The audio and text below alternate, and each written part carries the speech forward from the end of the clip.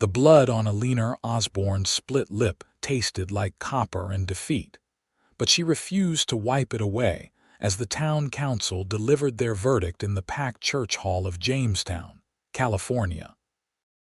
It was June of 1879, and the summer heat made the air thick enough to choke on. But that was nothing compared to the suffocating weight of 20 pairs of eyes staring at her with a mixture of disgust and satisfaction. She had done the unthinkable for a woman in this gold-rush town that still clung to its rough edges and rougher men. She had stood up in the middle of the Sunday service and called Mayor Hendricks exactly what he was: a thief, a liar, and a man who lined his pockets with money meant for the widow's fund. The truth had poured out of her like water from a broken dam, and now she would pay the price. "Eleanor Osborne," Mayor Hendricks said, his jowls quivering with righteous indignation as he stood at the front of the hall, "you have committed slander against this town's leadership and disturbed the peace of our community. You have shown yourself to be a woman of loose morals and looser tongue. The council has decided that you are no longer welcome in Jamestown. You have until sunrise tomorrow to gather your belongings and leave. If you are found within town limits after that time, you will be arrested and placed in the county jail. Do you understand?"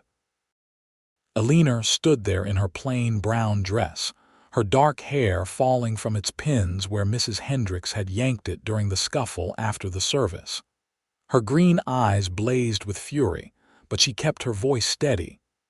"I understand that the truth is unwelcome here. I understand that you would rather cast out an honest woman than face your own corruption. But mark my words, Mayor Hendricks, the truth has a way of coming to light, whether I am here to speak it or not." The crack of his gavel against the podium was like a gunshot. "Get her out of my sight." Two men grabbed her arms, not roughly but firmly enough to make their point. Eleanor did not struggle. She had known this would be the outcome when she opened her mouth, but she had been unable to stay silent any longer. Not after she had seen the ledgers that her employer, the late Mrs. Patterson, had kept before she passed. Not after she had added up the numbers and realized that thousands of dollars meant for the families of miners who had died in the collapsed shaft last winter had somehow ended up funding the mayor's new house on the hill. They released her outside the church hall, and Eleanor walked through the dusty main street of Jamestown with her head held high, even as doors closed and curtains twitched. She had lived here for 3 years, ever since she had come west from Boston after her father died, leaving her with nothing but debts and a reputation as a girl who spoke her mind too freely. She had thought she could start fresh in California, but it seemed that some things followed a woman no matter how far she ran. Her small room above the general store felt even smaller as she packed her few belongings into a worn carpet bag. 2 dresses, a coat, a photograph of her mother who had died when Eleanor was 12, a Bible her grandmother had given her, and the ledgers she had copied in her own careful hand. She tucked those papers into the bottom of the bag, wrapped in an old shawl. Someday, somehow, she would find someone who would listen. Eleanor counted her money as the sun set, painting the sky the color of blood oranges. $43. That was all she had in the world. It would have to be enough. She did not sleep that night. Instead, she sat by the window and watched Jamestown settle into its evening rhythms. The saloons lit up, piano music drifting through the warm air. Men laughed and shouted. Somewhere a dog barked. This had been her home, and now it would be nothing but a memory. Before dawn, Eleanor shouldered her bag and walked to the livery stable. She had enough money to buy a horse, but she would need every penny for supplies if she was going to survive wherever she ended up. Instead, she paid 50 cents for a ride on the supply wagon that was heading north toward the mining camps in the foothills. The driver, an older man named Pete who had always been kind to her, did not ask questions. He simply nodded and helped her climb up onto the bench beside him. As the sun rose and Jamestown disappeared behind them, Eleanor allowed herself one moment of grief. Then she squared her shoulders and looked ahead at the winding road that cut through the dry golden hills. She had no idea where she was going, but she knew one thing with absolute certainty. She would never apologize for telling the truth. The wagon rolled north for hours, the heat building as the day progressed. Pete offered her water from his canteen and a biscuit from his lunch pail. They did not talk much, but his presence was a comfort. Finally, as the sun reached its zenith, he pulled the wagon to a stop at a crossroads where a smaller trail branched off toward the east. "This is as far as I go in your direction, Miss Osborne," Pete said, his weathered face apologetic. "The mining camp I am delivering to is west from here. But if you follow that trail for about 5 miles, you will hit a place called Silver Creek. It is not much of a town, just a handful of buildings and a lot of prospectors, but they might have worked for a woman who can read and write. Most of those fellows cannot sign their own names." Eleanor thanked him and climbed down from the wagon, her legs stiff from the long ride. She watched as Pete drove away, the dust from his wheels hanging in the still air. Then she turned and began walking east, toward Silver Creek and whatever future awaited her there. The trail was rough and rocky, winding through scrub brush and scattered pines. Eleanor's feet ached in her worn boots, and sweat soaked through her dress despite the shade from her bonnet. She had been walking for perhaps 2 hours when she heard the sound of hoofbeats behind her. She moved to the side of the trail, expecting a rider to pass, but instead the horse slowed and then stopped. "You lost, madam." The voice was deep and steady, with a hint of concern that made Eleanor look up.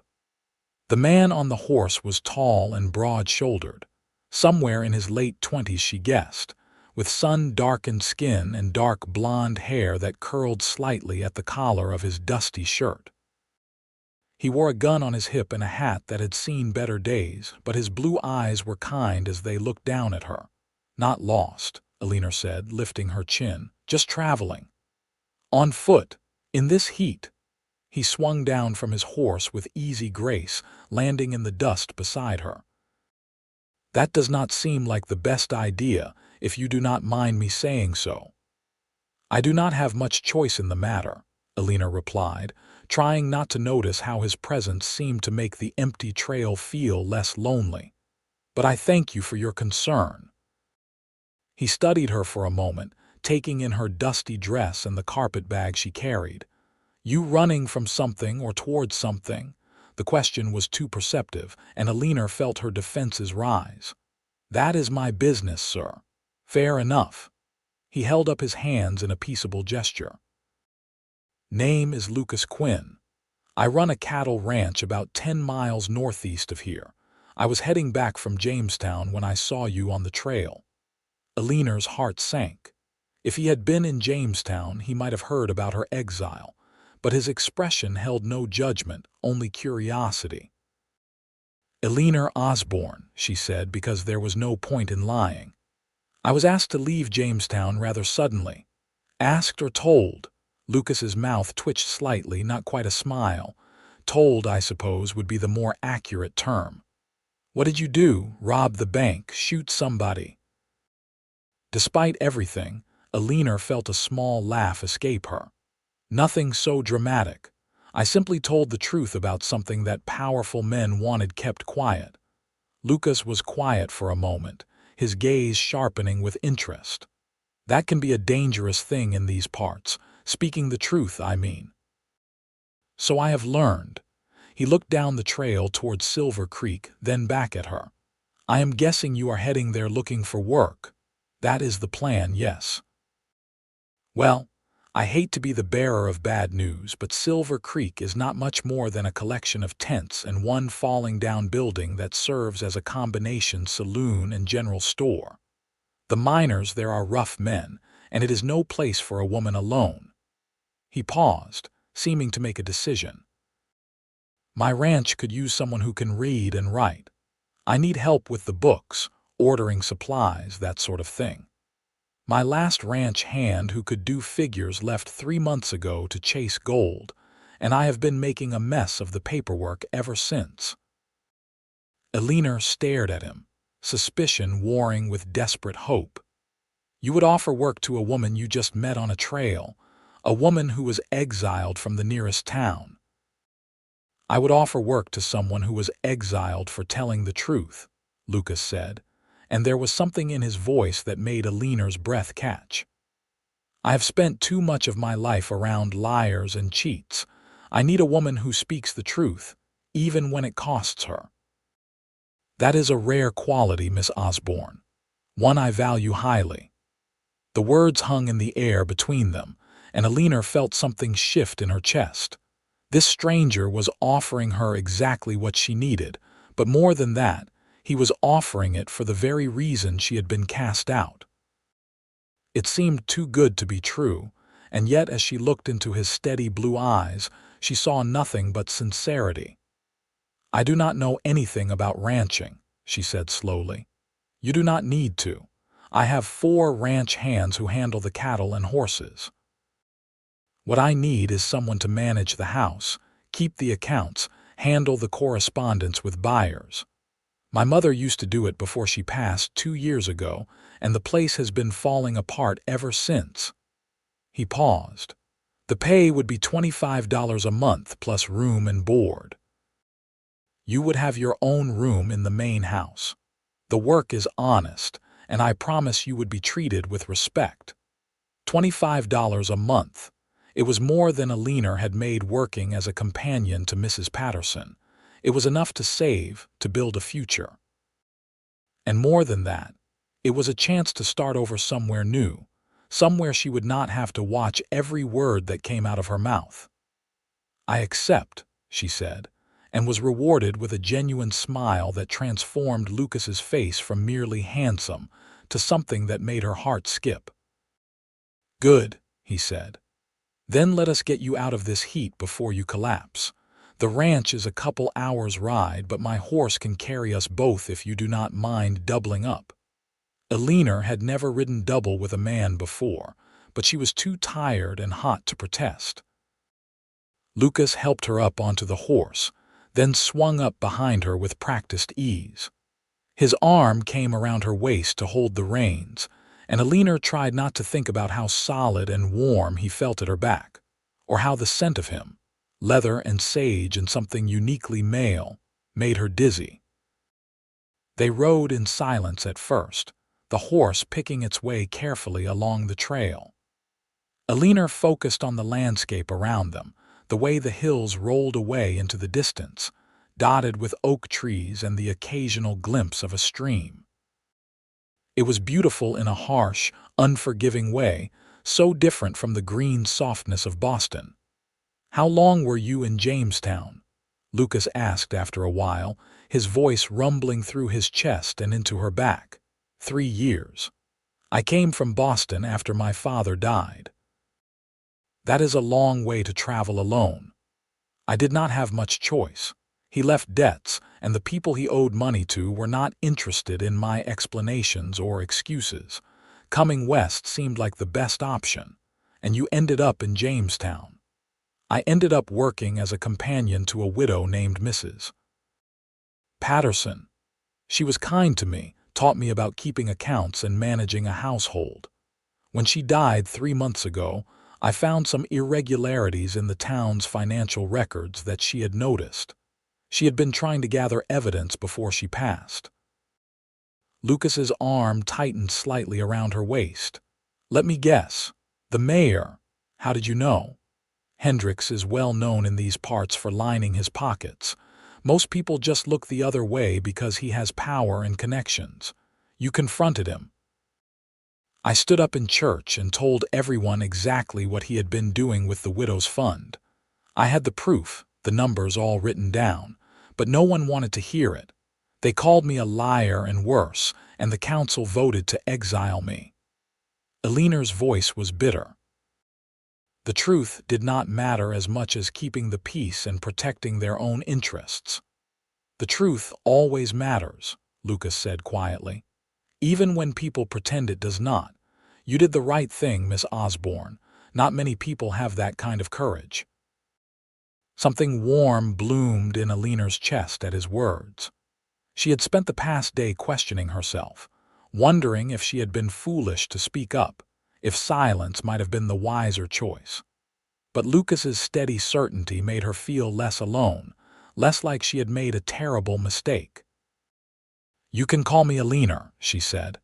"If we are going to be working together, Miss Osborne seems rather formal." "Eleanor," he repeated, and she liked the way her name sounded in his deep voice. "You can call me Lucas, or Luke if you prefer. Most folks call me Luke." "Lucas suits you better," Eleanor said, and felt rather than heard his quiet laugh. The ranch, when they finally arrived, was more impressive than Eleanor had expected. The main house was a solid two-story structure built from timber and stone, with a wide porch that wrapped around the front and sides. There was a large barn, several corrals with horses and cattle, a bunkhouse for the ranch hands, and various other outbuildings. Everything was well maintained and spoke of hard work and attention to detail. Lucas helped Eleanor down from the horse, his hands strong and steady at her waist. "It is not fancy," he said, "but it is home. My father built this place from nothing 30 years ago, and I have been trying to keep it going since he passed 5 years back." "It is beautiful," Eleanor said honestly, looking around at the ranch spread out in the golden afternoon light. "You should be proud." He smiled at that, a pleased expression that made him look younger. "Come on. Let me show you the house and get you settled. You must be exhausted." The inside of the house was clean but clearly lacking a woman's touch. The furniture was sturdy and functional, the floors swept, but there were no curtains on the windows, no decorations on the walls, no softness to the space. Lucas led her upstairs to a bedroom that had clearly belonged to his mother. It held a large bed with a patchwork quilt, a dresser, a washstand, and a rocking chair by the window that looked out over the ranch. "I have not changed anything since she died," Lucas said, a note of apology in his voice. "I kept meaning to, but I never got around to it."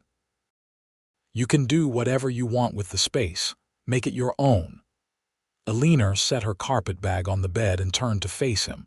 "It is perfect. Thank you, Lucas, for everything. I do not know what I would have done if you had not come along that trail today." "You would have figured something out," he said. "You strike me as someone who always finds a way." There was admiration in his eyes and something else that made Eleanor's pulse quicken. She looked away, suddenly aware of how intimate it felt to be alone with him in this bedroom, even though nothing improper had occurred. "I should let you rest," Lucas said, seeming to sense her thoughts. "Supper is at 6. Nothing fancy, just whatever Cookie makes in the bunkhouse, but you are welcome to join us, or I can bring you a plate up here if you prefer." "I will join you," Eleanor said firmly. She was not going to hide in her room like a frightened mouse. "I want to meet the men I will be working with." Lucas's eyes crinkled at the corners with approval. "I will come get you when it is time then. There is water in the pitcher if you want to wash up and clean towels in the dresser. Make yourself at home, Eleanor. You are safe here."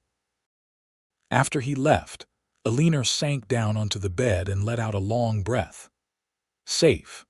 She had not felt safe in a very long time, not since her father died and the world became a precarious place where one wrong word could cost her everything. But sitting here in this quiet room, with the afternoon sun slanting through the window and the sound of cattle lowing in the distance, she felt something close to peace. She washed her face and hands, changed into her other dress which was only slightly less dusty than the first, and repinned her hair into a neat bun. The face that looked back at her from the small mirror on the dresser was thinner than it had been when she left Boston, her cheekbones more pronounced, her eyes older.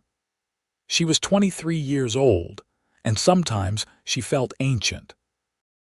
Lucas knocked on her door promptly at 6, and Eleanor followed him down to the dining room where a long table was already crowded with men. The ranch hands ranged in age from a grizzled older man with a salt and pepper beard to a boy who could not have been more than 19. They all stood when she entered, which surprised her. "Gentlemen, this is Eleanor Osborne," Lucas said, pulling out a chair at the table for her. "She is going to be helping with the books and household management. I expect you all to treat her with respect and courtesy. Eleanor, this is Cookie, who runs the kitchen and keeps us all fed." He gestured to the older man with the beard. "That is Tom, my foreman. The young one is Danny. The fellow with the mustache is Carlos, and the quiet one at the end is Samuel." Eleanor nodded to each of them, taking in their curious but not unfriendly expressions. "I am pleased to meet you all. I hope I can be of help around here." "Just having someone who can read the supply catalogs will be a help," Tom said with a grin. "Boss has been ordering the wrong things for months. Last time he ordered 20 pounds of coffee beans instead of 2. The men laughed, and even Lucas chuckled ruefully. In my defense, the handwriting in that catalog was terrible. Supper was beef stew with vegetables and fresh bread, simple but delicious. Eleanor ate with more appetite than she had felt in days, listening to the easy banter of the men around the table. They talked about the cattle, about a fence that needed mending, about a mountain lion that had been spotted near the north pasture. It was all so normal, so far removed from the tension and judgment of Jamestown, that Eleanor felt herself relaxing for the first time since the exile. After the meal, Lucas walked her back to the main house while the ranch hands returned to the bunkhouse. The sun was setting, painting the sky in shades of pink and gold, and the air had finally cooled to something bearable. "They seem like good men," Eleanor said as they climbed the porch steps. "They are. I have known Tom since I was a boy. He worked for my father and stayed on when I took over. The others came later, but they are all trustworthy. You do not need to worry about anyone bothering you. I made it clear from the start that any man who disrespects a woman has no place on this ranch." Eleanor turned to face him in the twilight, studying his profile as he looked out over the ranch. "Why did you really offer me this job, Lucas? You do not know anything about me, not really. I could be a terrible worker. I could steal from you. I could be exactly the kind of trouble your life does not need." He was quiet for a long moment, his expression thoughtful. When he finally spoke, his voice was low and earnest. "When I was 18, I saw my father beaten nearly to death for speaking out against a corrupt sheriff who was taking bribes from cattle rustlers. He spent 6 months recovering, and even after he healed, he was never quite the same. He told me then that silence in the face of injustice is just another form of cowardice, and that a man or woman who will stand up for what is right, even when it costs them, is worth more than gold." He turned to look at her then, his blue eyes intense in the fading light. "When you told me you were exiled for telling the truth, I saw someone who lived by the same principle my father taught me, someone who had the courage to do what was right, even when it cost her everything. That is not trouble, Eleanor. That is integrity. And I would rather have one person with integrity working for me than a dozen skilled liars." Eleanor felt tears prick her eyes, but she blinked them back. "Thank you," she whispered, "for seeing me that way, for giving me a chance." "Thank you for taking it," Lucas said simply. "Now get some rest. Tomorrow I will show you the books, and you can see what kind of mess I have made of things." That night, Eleanor lay in the comfortable bed and listened to the unfamiliar sounds of the ranch, horses whinnying in the barn, an owl hooting somewhere in the darkness, the creak of the house settling. And underneath it all, a sense of possibility that she had not felt in years. Maybe, just maybe, this was where she was meant to be all along. The next morning, Eleanor woke with the sun and dressed quickly, eager to begin her new work. She found Lucas in a small office off the main room, surrounded by piles of paper and ledgers that were in complete disarray. He looked up when she entered, his hair still damp from washing, and gave her a sheepish grin. "I warned you it was bad." Eleanor surveyed the chaos with a practiced eye. "I have seen worse." Mrs. Patterson's husband was a miner who kept his accounts in 3 different notebooks written in 2 languages, half of which were numbers he made up. "This is nothing." She rolled up her sleeves and got to work, and Lucas watched her with something like wonder as she quickly sorted the papers into organized stacks, identified what needed to be recorded where, and began the process of bringing order to the chaos. He answered her questions when she had them, but mostly he just let her work, occasionally bringing her coffee or water. By midday, Eleanor had made significant progress. She had discovered that Lucas actually was not as bad with numbers as he thought. He simply had no system for organizing the information. Once she set up a proper filing system and showed him how to categorize expenses, he picked it up quickly. "You are a miracle worker," he said, looking at the now neat ledgers with amazement. "It would have taken me months to sort through all that." "It is just a matter of knowing where to start," Eleanor said, though she felt pleased by his praise. "Now, show me your supply lists, and we can go through what you actually need versus what you have been ordering." They worked together through the afternoon, and Eleanor found herself enjoying Lucas's company more than she had expected. He had a dry sense of humor that caught her off guard, making her laugh at unexpected moments. He listened when she explained things, asked intelligent questions, and never once made her feel like her knowledge was threatening or inappropriate for a woman. It was refreshing in a way she had not experienced with any other man. Over the next few weeks, Eleanor settled into life at the ranch with surprising ease. She managed the household accounts, ordered supplies, wrote correspondence to buyers, and even took over some of the cooking when Cookie's rheumatism flared up. The ranch hands accepted her presence without complaint, and she found herself developing a genuine fondness for all of them. But it was Lucas who occupied more and more of her thoughts. She found herself watching for him throughout the day, listening for his footsteps on the porch, looking forward to their evenings when they would sit together and go over the day's business. He told her stories about growing up on the ranch, about his parents and their dreams for the place.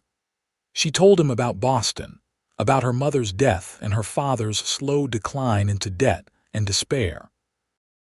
They talked about everything and nothing, and Eleanor realized with a start one evening that she was happier than she had been in years. Maybe happier than she had ever been. It was Lucas who first acknowledged the change between them.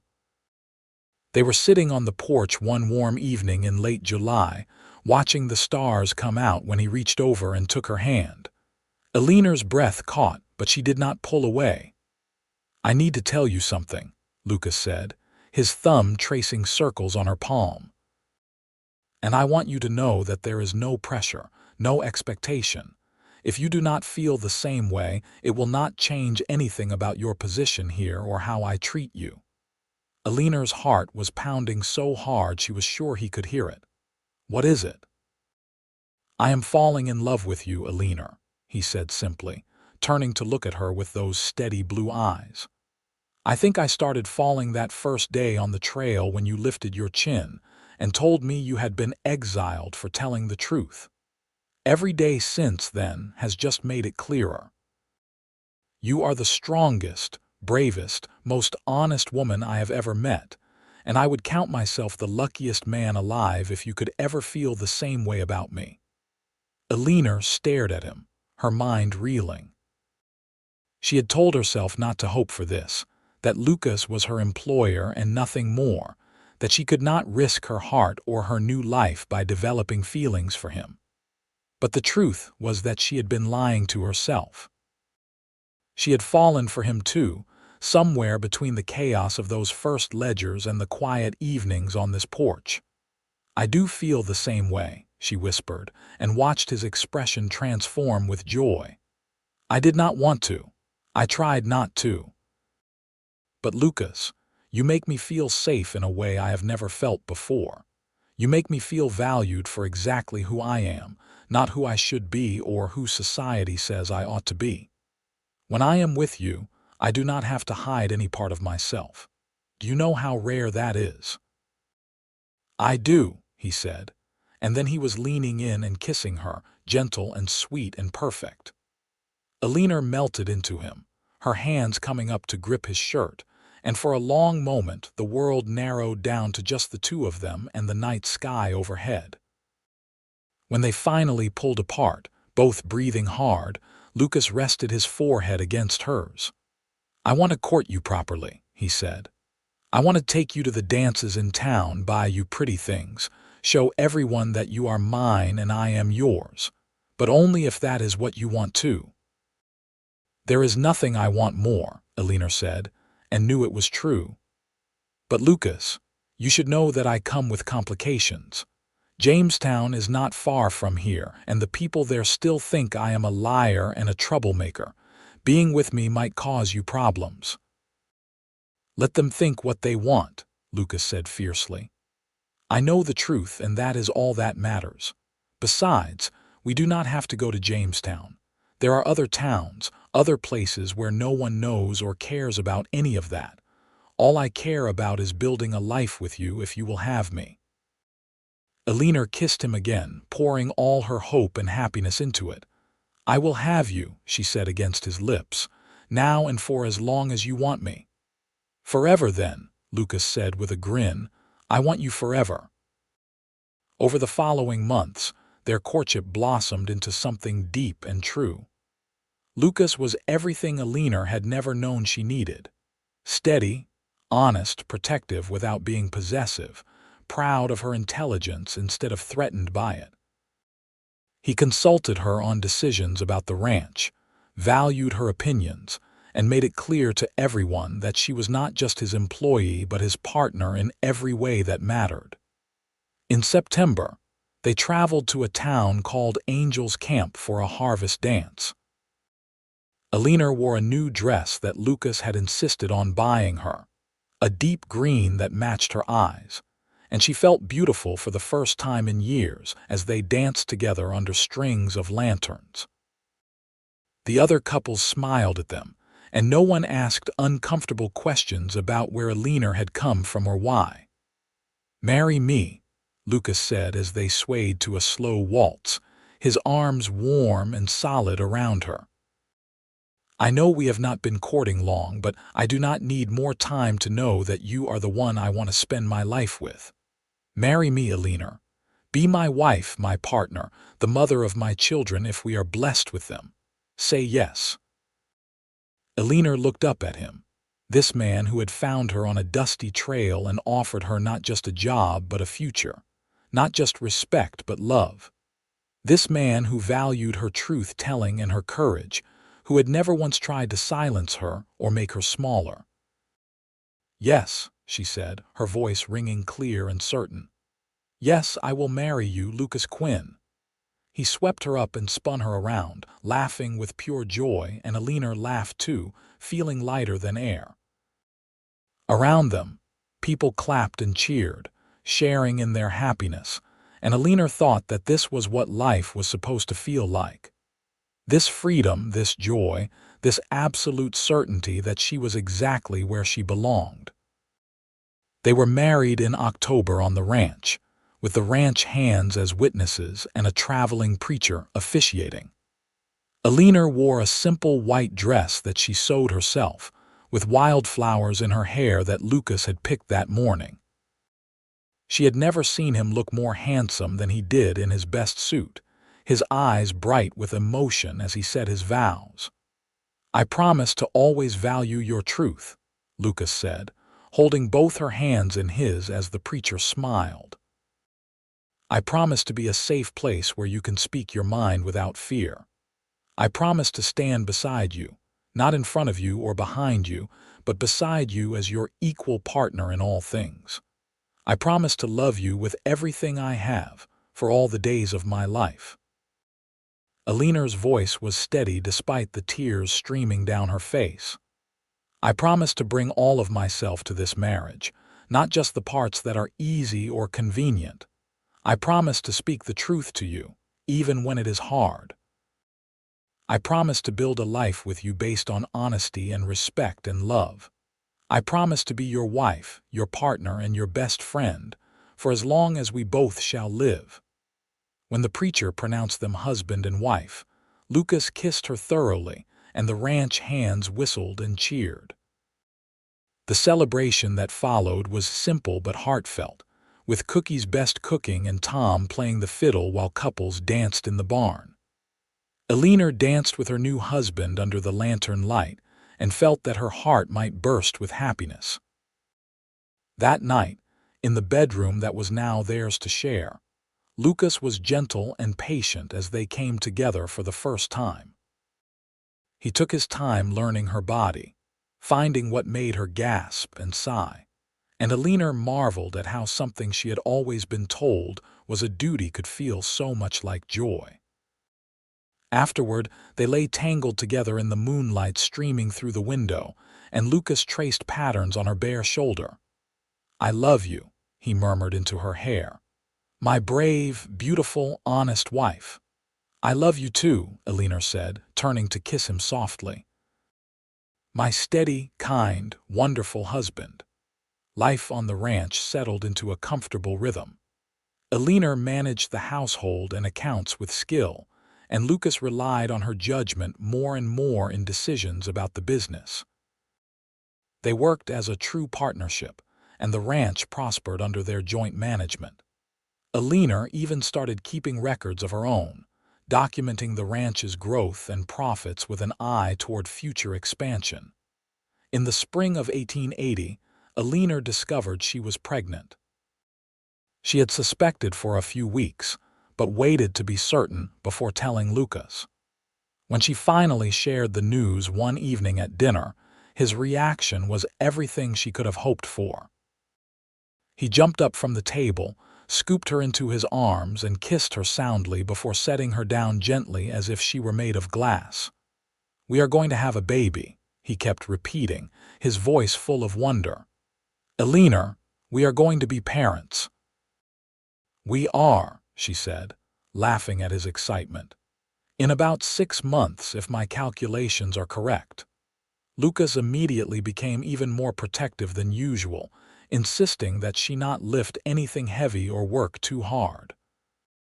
Eleanor found it endearing even as she gently pushed back against his overprotectiveness. She was pregnant, not fragile, and she had no intention of spending 6 months sitting still. The pregnancy progressed smoothly, and Eleanor bloomed with health despite the usual discomforts. She continued managing the household accounts, though she did accept help with the heavier physical tasks. Lucas doted on her constantly, bringing her special treats from town, rubbing her sore feet in the evenings, and talking to her growing belly about all the things he would teach their child.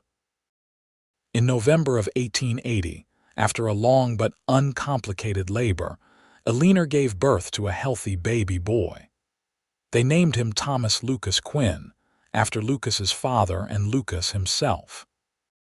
Tom was a beautiful baby with his father's blue eyes and his mother's dark hair, and from the moment Lucas held his son for the first time, Eleanor knew that their family was complete. Well, complete for the moment, anyway. Over the next few years, they were blessed with 2 more children, a daughter named Rose Eleanor Quinn in 1882, and another son named William James Quinn in 1884. The house that had once felt empty and silent was now filled with the sounds of children laughing, crying, and playing. Eleanor had never imagined she could be this happy, this fulfilled. Lucas was a devoted father, patient and playful with the children while still maintaining the discipline necessary to raise them right. He taught Tom to ride almost as soon as the boy could walk, showed Rose how to be gentle with the horses, and carried William on his shoulders as he did his rounds of the ranch. Eleanor watched them together and felt her heart expand with love, but life was not without its challenges. In the summer of 1885, a letter arrived from Jamestown that threatened to shatter their peace. Mayor Hendricks had died, and the new mayor, going through the town's financial records, had discovered evidence of the corruption Eleanor had accused him of 6 years earlier. The ledgers she had copied turned out to be accurate down to the penny, and now the town council wanted to publicly apologize and invite Eleanor to return to Jamestown. Eleanor read the letter twice, her hands shaking, before showing it to Lucas. He read it in silence, his jaw tight, then looked up at her with concern. "What do you want to do?" he asked. "It is your decision, Eleanor. If you want to go back, accept their apology, I will support you. If you want to ignore it, that is fine too." Eleanor walked to the window and looked out at the ranch, at her children playing in the yard under Tom the foreman's watchful eye, at the life she and Lucas had built together. Jamestown felt like a lifetime ago, like something that had happened to a different person. "I do not need their apology," she said finally, turning back to Lucas. "I do not need them to admit they were wrong or to clear my name. I know the truth, and that has always been enough. What they did to me led me here, to you, to this life. I would not change that for anything." Lucas crossed the room and pulled her into his arms. "You are an extraordinary woman, Eleanor Quinn."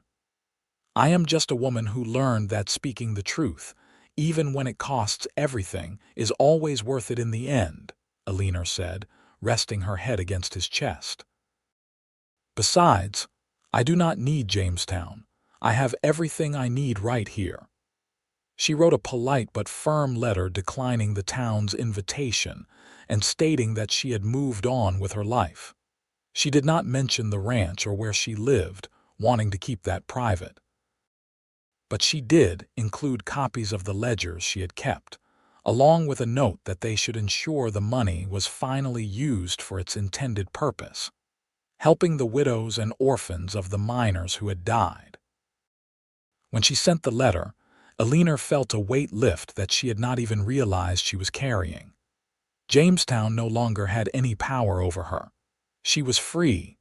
The years rolled on, bringing both joys and sorrows as all lives do. Cookie passed away peacefully in his sleep in 1887, and they buried him on a hill overlooking the ranch with a simple stone marker. Tom retired the following year, though he stayed on the ranch in a small cottage Lucas built for him, happy to spend his days carving toys for the Quinn children and telling them stories of the old days. The ranch continued to prosper under Lucas and Eleanor's management. They expanded the herd, bought additional land, and became known throughout the region for their fair dealing and quality cattle. But more than their business success, they were known for their partnership. People marveled at how Lucas consulted his wife on every major decision, how he valued her opinion openly and without shame. Some men grumbled that he was weak, letting a woman have so much say, but Lucas never paid them any mind. "Those men do not understand that true strength is recognizing the worth in others," he told Eleanor once when she asked if the gossip bothered him. "You make me better, Eleanor. You make everything better. Why would I not listen to you?" Their children grew up watching this partnership, seeing their mother's intelligence valued and their father's respect freely given. Tom, their eldest, grew into a serious young man who had his father's steadiness and his mother's sharp mind. Rose was fierce and independent, with a tongue as quick as Eleanor's and a heart as big as Lucas's. Young William was gentle and thoughtful, preferring books to cattle but no less loved for it. In 1890, when Tom was 10 years old, He asked his mother about why they never visited Jamestown like they did other towns. Eleanor sat him down and told him the story of what had happened there, not hiding any of the details but explaining them in a way he could understand. Tom listened with wide eyes, and when she finished, he was quiet for a long moment. "So you told the truth even though you knew it would get you in trouble?" he asked finally. "Yes," Eleanor said, "because some things are more important than staying safe or comfortable. The truth matters, Tom. Always remember that. But you lost your home." "I lost a place I was living," Eleanor corrected gently. "I did not lose my home until I found it here with your father, with you and your brother and sister. Sometimes we have to lose things to find what we were really meant to have." Tom nodded slowly, processing this. "I am glad you told the truth, Mama. Otherwise, you would not have met Papa and I would not be here." Eleanor pulled him close, her heart full. "That is exactly right, sweetheart. Sometimes the hardest choices lead to the best outcomes. We just have to be brave enough to make them."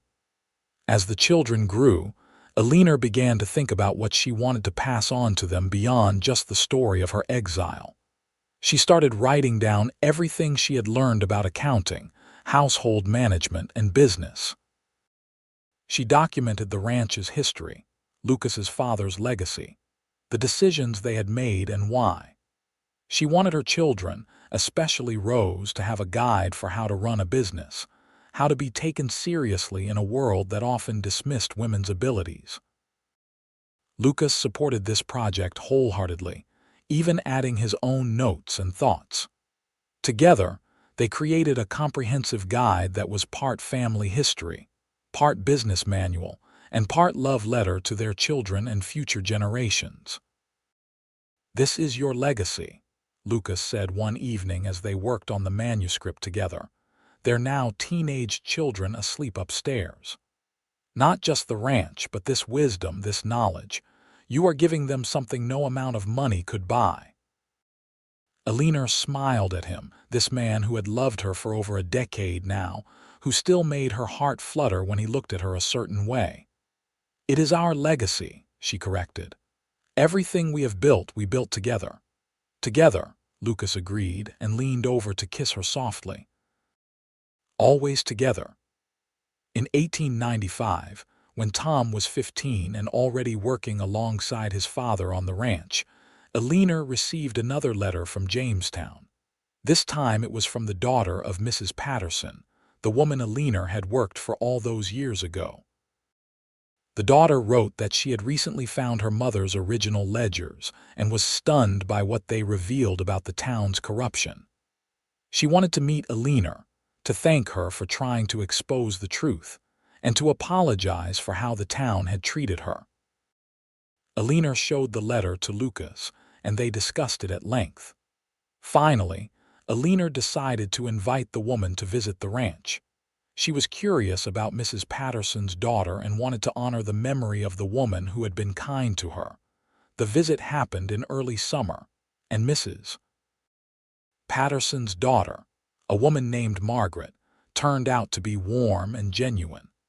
She brought with her the original ledgers and told Eleanor how they had eventually been used to prosecute several town officials who had been involved in the corruption. Mayor Hendricks's son had fled California entirely when the investigation began. "My mother thought so highly of you," Margaret said as they sat on the porch with lemonade, watching Lucas and the children work with the horses in the corral. "She used to tell me that you were the bravest young woman she had ever met. She was so angry when they exiled you, but she was too sick to do anything about it. Finding these ledgers was like finding her final wish to set things right." Eleanor felt tears prick her eyes. "She was kind to me when I had nothing and no one. I have never forgotten that." "She would be so happy to see how well you have done," Margaret said, looking around at the prosperous ranch. "And that man, your husband, the way he looks at you. My mother always said you deserved someone who would value you properly." "I found that and more," Eleanor said, watching Lucas lift their youngest son onto a horse, patient and gentle. "I found a home, a family, a life that I never could have imagined back in Jamestown." Before Margaret left, she pressed something into Eleanor's hand. It was a small brooch that had belonged to Mrs. Patterson, a simple silver piece with a blue stone. "She would want you to have this," Margaret said. "She always said you were like the daughter she never had." Eleanor treasured the brooch, wearing it on special occasions and thinking of the woman who had shown her kindness in a difficult time. It was a reminder that even in the darkest moments, there were people who saw the truth and valued it. The children continued to grow, each finding their own path. Tom took to ranching like he was born to it, already talking about the improvements he wanted to make when the ranch was eventually his. Rose shocked everyone by declaring that she wanted to be a doctor, and though it was an unusual ambition for a woman, Lucas and Eleanor supported her wholeheartedly. William discovered a talent for law and began studying everything he could get his hands on about the legal system. "Our children are going to change the world," Eleanor said one evening as she and Lucas sat on their porch, now weathered by years of sun and rain but still their favorite place to talk, each in their own way. "They learned from the best," Lucas said, taking her hand. "You showed them that speaking the truth matters. That standing up for what is right, even when it is hard, is always the right choice. That is a gift, Eleanor." "We showed them," Eleanor corrected. "You showed them that a man can be strong and gentle, that respecting women does not make you weak. That partnership is better than power."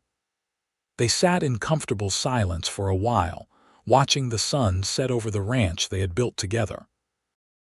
They were in their 40s now, with gray beginning to thread through their hair and lines around their eyes from years of laughter and hard work.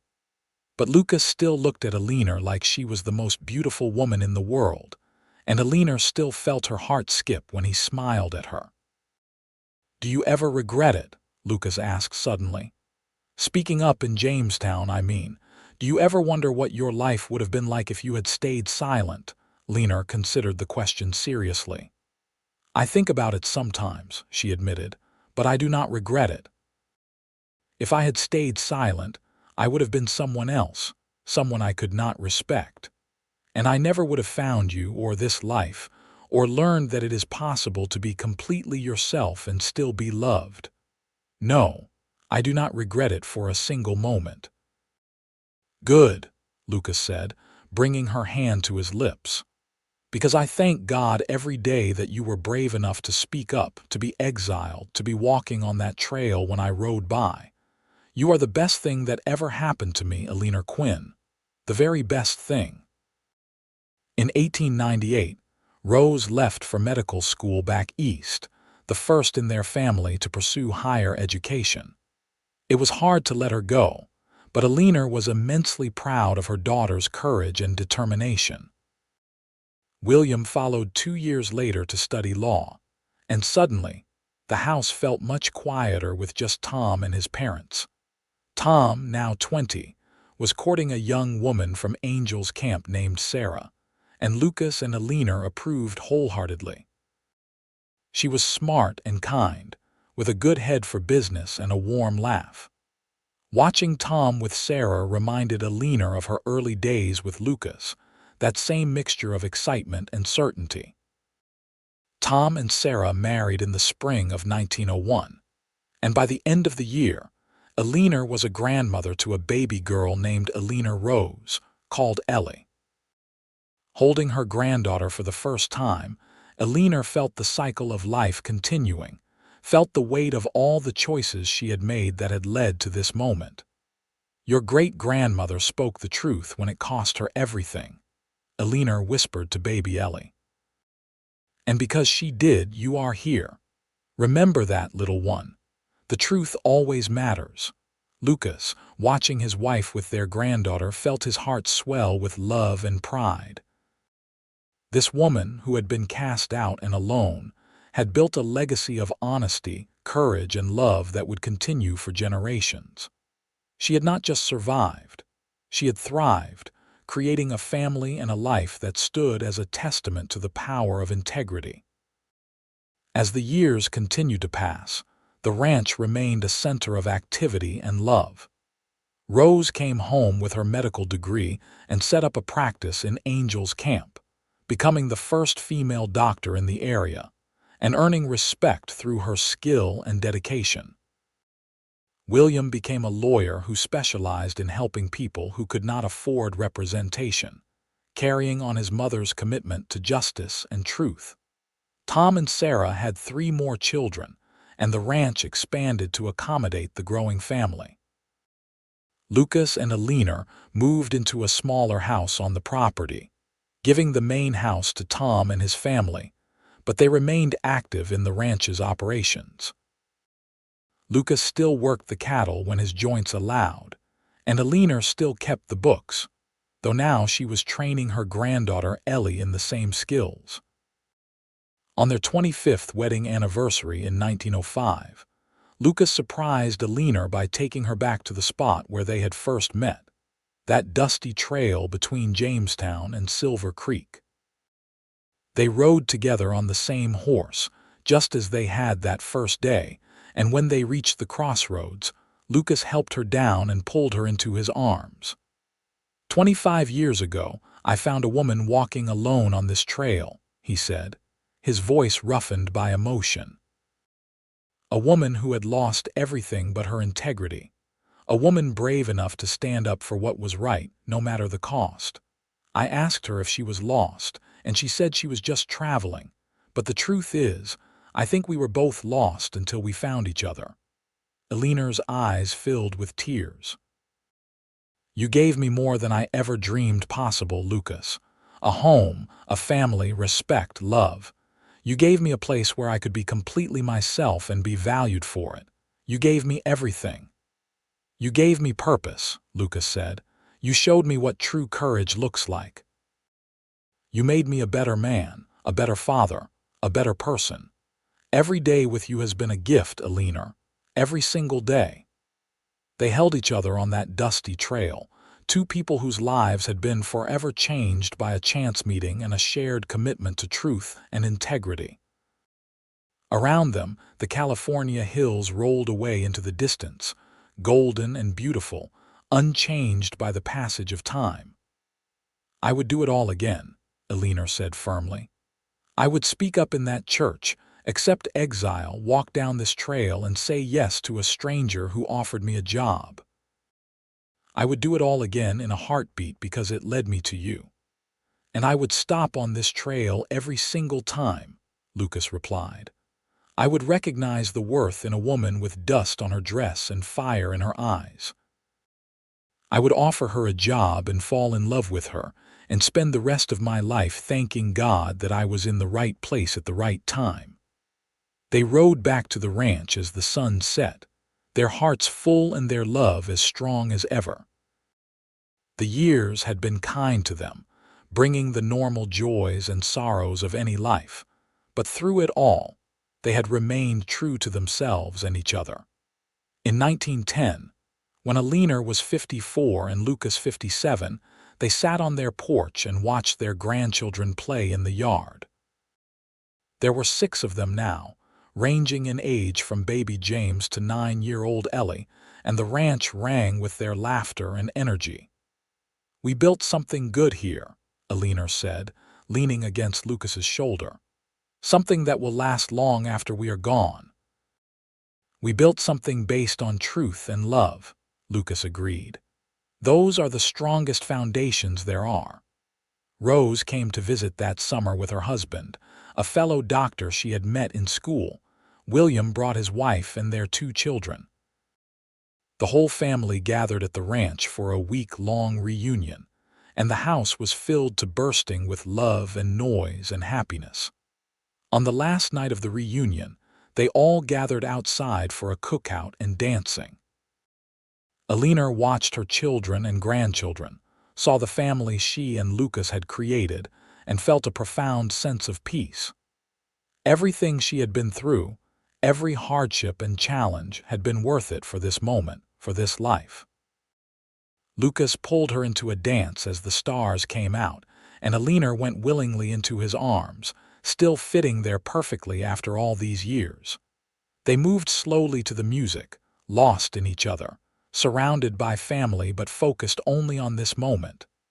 "I love you," Lucas murmured into her ear. "Today, tomorrow, always. You are still the bravest, most honest, most extraordinary woman I have ever known. And you are still the man who saw worth in an exiled woman on a dusty trail," Eleanor replied. "The man who asked for someone who spoke the truth and recognized it when he found it. I love you, Lucas Quinn. With everything I am, with everything I have, I love you." They danced under the stars, two people who had found each other against all odds, who had built a life and a legacy on the foundation of truth and respect and unwavering love. Around them, their family celebrated, carrying on the traditions and values that Eleanor and Lucas had instilled in them. As the night grew late and the celebration wound down, Eleanor and Lucas walked back to their small house hand in hand. They had lived a good life, a life full of meaning and purpose. Eleanor had been exiled for speaking her mind, and Lucas had said he needed a woman who spoke the truth.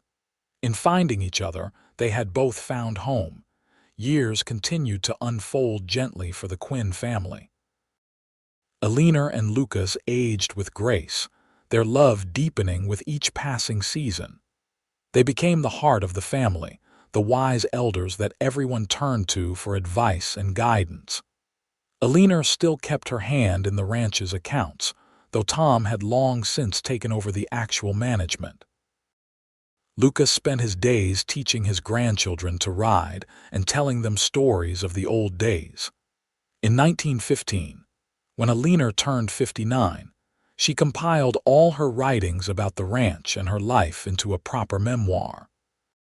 William helped her find a publisher, and the book, titled Truth and Consequences, One Woman's Journey West, became a modest success. Women from all over wrote to Eleanor, thanking her for sharing her story, for showing them that speaking up was possible and sometimes necessary. Eleanor answered every letter personally, encouraging each woman to find her own courage, to speak her own truth. She told them about Lucas, about finding a man who valued honesty over obedience, who saw partnership as strength rather than weakness. She told them that the right person would love them for who they were, not who they pretended to be. Lucas was immensely proud of his wife's accomplishment, buying multiple copies of the book and giving them to everyone he met. "That is my wife," he would say, showing the book to anyone who would look. "She is something special, is she not?" The ranch continued to prosper through World War I and the years that followed. Tom proved to be an excellent manager, implementing new techniques while respecting the traditions his father and grandfather had established. The Quinn Ranch became known not just for quality cattle but for fair wages and good treatment of workers. It was a reputation built on the values Eleanor and Lucas had always held dear. In 1920, as they celebrated their 40th wedding anniversary, Eleanor and Lucas took stock of their life together. Their children were all successful and happy in their chosen paths. Rose had become a respected doctor with her own practice. William was making a name for himself as a lawyer who fought for the underdog. Tom was running the ranch with skill and compassion, raising his own children with the same values he had been taught. 40 years, Eleanor marveled as they sat together on their porch, now the same porch where they had first confessed their love for each other. "It feels like both forever and no time at all." "Every day with you has been an adventure," Lucas said, his hair now completely white but his eyes still as blue and clear as ever. "Even the quiet days, the ordinary days, they have all been special because I spent them with you." Eleanor took his weathered hand in hers, noting how perfectly they still fit together. "You saved me, you know. That day on the trail, you saved my life in every way that matters." "You saved me too," Lucas insisted. "I was just going through the motions before you came. You gave me purpose, passion, a reason to be better than I was. We saved each other, Eleanor. That is what love does." They sat in companionable silence, watching the sun set over the land they had worked together for 4 decades.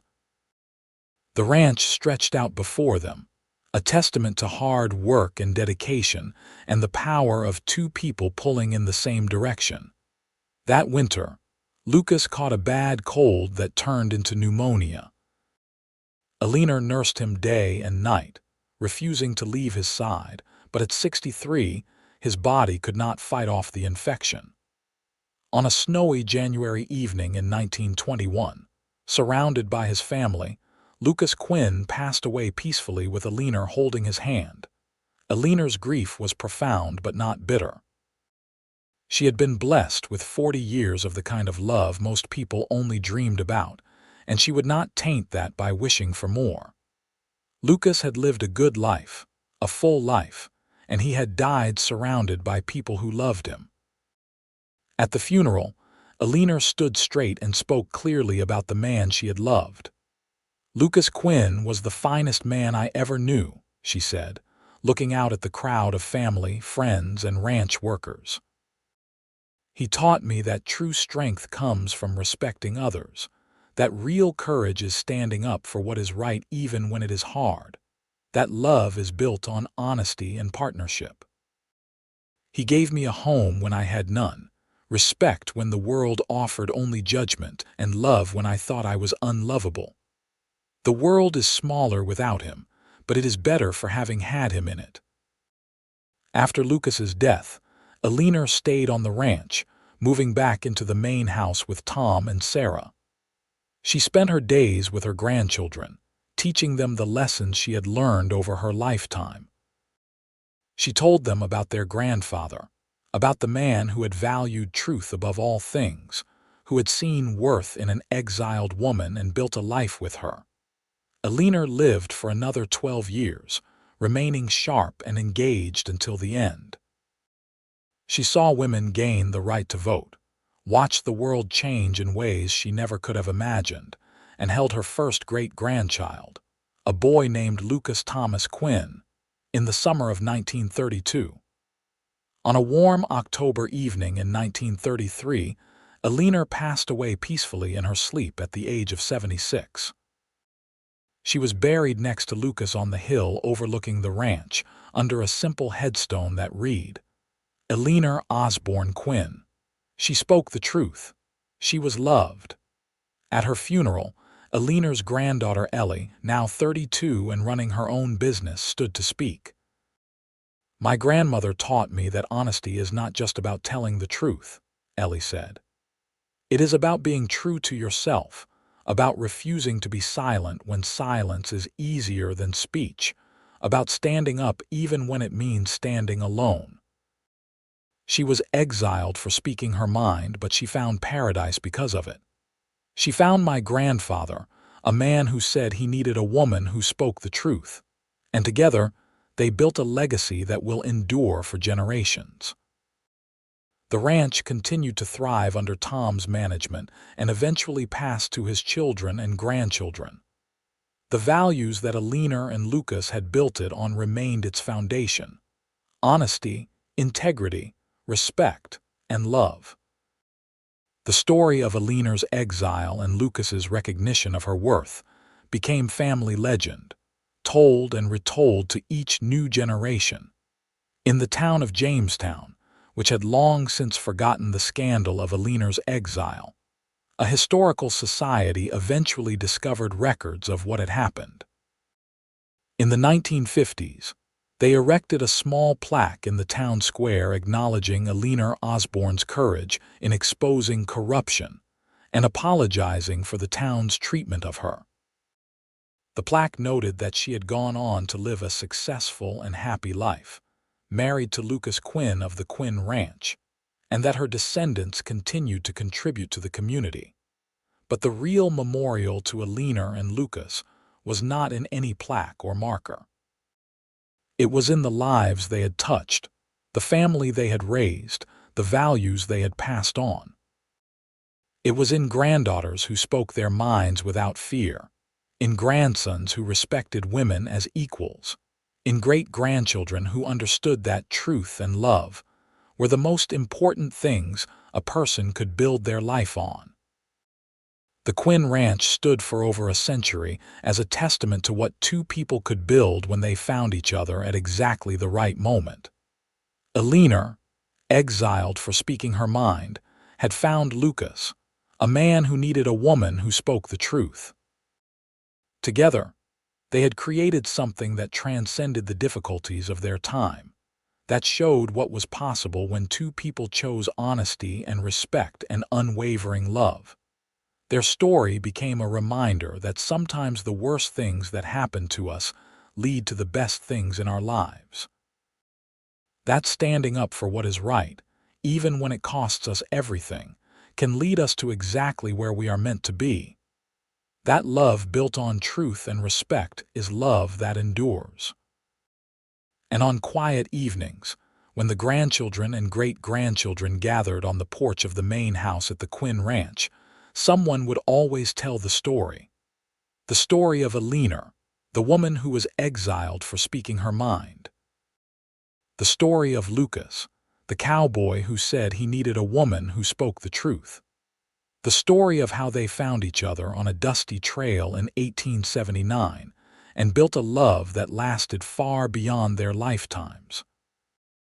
It was a love story for the ages, set against the backdrop of the Wild West, a tale of courage and integrity and two people who refused to be anything less than completely themselves. It was a reminder that the truth, no matter how difficult to speak, is always worth it in the end. And that true love recognizes and values that truth, celebrates it, builds a life on it. Eleanor and Lucas Quinn had lived and loved and left a legacy that would endure for generations. Their story was complete, their ending happy, their love eternal. And in the golden hills of California, on a ranch built on truth and respect, their memory lived on, inspiring each new generation to speak their truth, to stand up for what is right, and to love with their whole hearts. The end of their story was really just the beginning of the legacy they left behind. A legacy of courage, of honesty, of standing firm in the face of injustice. A legacy of partnership and respect and love that conquered all obstacles. A legacy that proved, beyond any doubt, that speaking the truth was always worth it, especially when it led you to the person who valued that truth above all else. Eleanor Osborne had been exiled for speaking her mind, and Lucas Quinn had said he needed a woman who spoke the truth. In finding each other, they had found everything they needed. And in building a life together based on those principles, they had created something that would last far beyond their years on Earth. Their love story was complete, their lives well lived, their ending as perfect as any fairy tale but grounded in the reality of hard work, dedication, and unwavering commitment to each other and their values. They had lived through the Wild West era, seen California transform from frontier to settled land, raised children and grandchildren who carried on their legacy.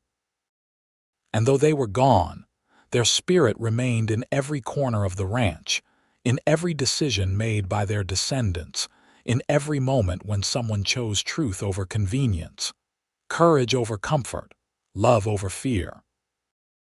Eleanor and Lucas Quinn had written their story not just in words, but in the lives they had lived and the example they had set. It was a story of redemption, of finding home in unexpected places, of love that recognized and celebrated strength rather than trying to diminish it. It was a story of the American West, of pioneers who built something lasting, of values that transcended time and place. But most of all, it was a love story, pure and simple and true. A love story that proved that the right person will value you for exactly who you are. That honesty is the foundation of any lasting relationship. That partnership between equals is stronger than any other kind. A love story that showed that sometimes being exiled from one place is actually being guided toward another, better place where you truly belong. Eleanor and Lucas Quinn had lived that love story to its fullest, had built a life and a family and a legacy on its foundation. Their story had a happy ending not because everything was perfect or easy, but because they faced everything together with honesty and respect and unwavering devotion. And so their story ended as all good love stories should, with a life well lived, a love well earned, and a legacy that would endure for generations to come. They had found each other against all odds, built something beautiful together, and left the world better than they found it. That was their truth, their triumph, and their eternal gift to all who came after them.